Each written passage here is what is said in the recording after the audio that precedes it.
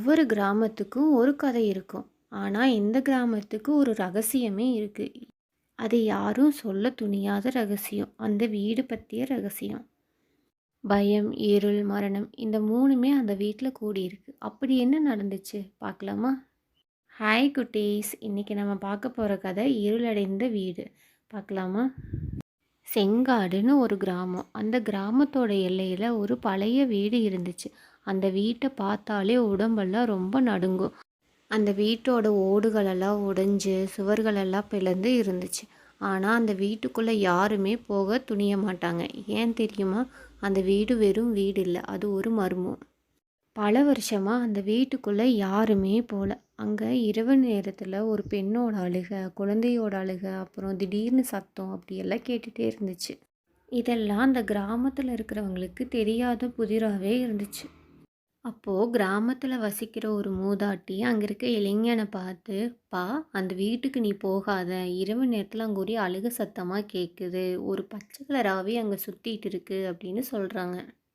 அதுக்கு அந்த இளைஞன் சொல்கிறான், "ஆமாம்மா, என் மாமனார் சொன்னார், கதவு தானாக மூடிக்குதாமா, அதுக்குள்ளே போனவங்க யாரும் திரும்பியே வரல அப்படின்னு பல வருஷமாக அந்த பேச்சு இருக்குன்னு சொன்னாங்க." இதெல்லாம் கேட்டுட்டு இருந்த இன்னொரு மூதாட்டி சொல்கிறாங்க, "சரி, ஆனால் அதெல்லாம் பழைய கதை தானே, இப்போவும் அந்த பயம் இருக்கா, அந்த வீட்டுக்குள்ளே இன்னும் பேய் இருக்கா அப்படின்னு கேட்குறாங்க." "உண்மைதான், என் அப்பா சொன்னார், ஒரு நாள் அந்த வீடு நம்ம ஊருக்கே தீயை கொண்டு வந்து அழிச்சிரும், யாரும் அதுக்குள்ளே போகக்கூடாது" அப்படின்னு அங்கேருந்த ஒரு பெண் சொல்கிறா. அந்த கிராமத்தில் இருக்க ஒவ்வொரு சந்துலேயும் அந்த வீட்டை பற்றின கதை ரொம்ப மூழ்கி இருந்துச்சு. யாரும் அது பக்கத்தில் கூட போகலை. ஆனால் அங்கிருந்த ஒருத்த மட்டும் அந்த மர்மத்தை உடைக்க முடிவு செய்தான். அந்த வீட்டை பார்க்குறவங்களுக்கு அது ஒரு எச்சரிக்கை அபாயம் மாதிரி இருந்துச்சு. மாடிப்படி ஃபுல்லாக தூசு, சுவற்றில் பூரா கருப்பு கரைகள், வீட்டுக்கு பக்கத்தில் ஃபுல்லாக செடியெல்லாம் வளர்ந்துருச்சு. ஆனால் அந்த வீட்டுக்குள்ளே என்ன நடந்துச்சுன்னு மட்டும் யாருக்குமே தெரியாமல் இருந்துச்சு. அந்த வீட்டில் சின்ன குழந்தைங்களோட சிரிப்பு சத்தம், பெண்களோட அழுகை சத்தம் அப்படின்னு கேட்டுகிட்டே இருந்துச்சு. இதெல்லாமே அந்த ஊர் மக்களை பயத்திலேயே வச்சுருந்துச்சு. அந்த கிராமத்தில் இருக்க சிலர் சொல்கிறாங்க, அங்கே ஒரு இறந்து போன பெண்ணோட ஆவி சுற்றிட்டுருக்கு அப்படின்னு. ஆனால் இன்னும் சிலர் சொல்கிறாங்க, அந்த வீடு சாபம் பெற்றுச்சு அப்படின்னு சொல்கிறாங்க. ஆனால் உண்மையான கதை யாருக்குமே தெரியாது.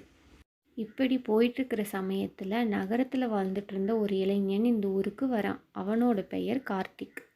கார்த்திக் யதார்த்தமாக சிரிச்சிட்டே, "இவ்வளோ சின்ன கிராமத்துக்கு நான் வந்துட்டேன். நல்ல காற்று, அமைதியான ஊர். ஆனால் இங்கே ஏன் யாருமே சிரிக்க மாட்டேங்கிறாங்க அப்படின்னு யோசிக்கிறான். அதுக்கு அவனோட நண்பன் சிரிச்சிட்டே சொல்கிறான், "இங்கே சிரிப்பெல்லாம் மறந்துட்டோண்டா கார்த்தி, உனக்கு தெரியலையா, அந்த வீட்டுக்காகத்தான்" அப்படின்னு சொல்கிறான். கார்த்தி சந்தேகத்தோட, "எந்த வீடு, எதுக்காக எல்லாரும் பயப்படுற மாதிரி பேசுகிறீங்க" அப்படின்னு கேட்குறான்.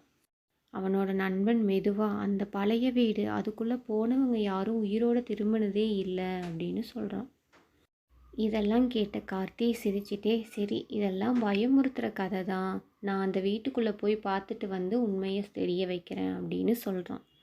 இதெல்லாம் கேட்டுட்டு இருந்த அந்த ஊர் மக்கள், "பா, நீ போகாத, நீ போனால் உன் உயிருக்கே அது ஆபத்தாக முடிஞ்சிரும்" அப்படின்னு கூச்சலிட்டுட்டு இருக்காங்க. இதுவரைக்கும் அந்த கிராமத்திலேருந்து யாருமே அந்த வீட்டுக்குள்ளே போக துணிஞ்சதே இல்லை. அந்த வீட்டுக்குள்ளே போக துணிஞ்ச ஒரே ஆள் கார்த்திக்.